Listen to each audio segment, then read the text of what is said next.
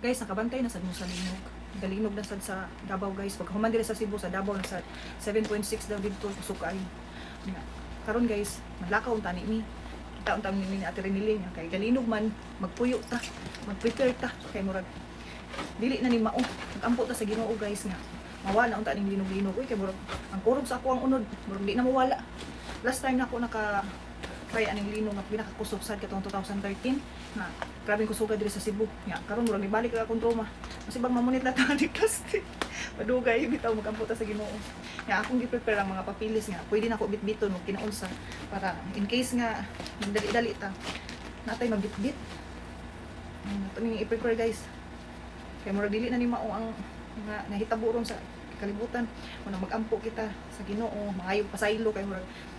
silutan na ta sa Ginoo kay kaning atong makasasala na tayo ang mga tao hindi na kadumdum sa iyaha mag-ampo kita sa Ginoo mo balik ta sa Ginoo guys kay murag dili na gid ni mao nagsige nagig uyog nga nalipong na ko ba murag paminaw na ko gauyog na lang pilmi aw sa ba kasi munit yata ni plastic no mo ulitag mas bati ito maura to guys pagkatawa lang tani pero ang kulba sa dughan di na ma kuan lisod kay ning linog kay ngano dili ta ka prepare dili preha sa bagyo nga naingnan man ta kung kano sana mo abot ang bagyo kaning linog kay mo kalitra ba karon bitaw guys no kanang musud ko sa CR sa una kay musud ko sa CR kay ganang nagdugay man kay ko sa CR mag Facebook wag ana ba dugay kay ko mo gawas pero karon guys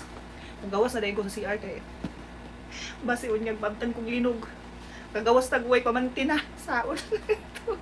ay paitan niya tong kentang Ginoo ra gyud mag-igo aning tanan.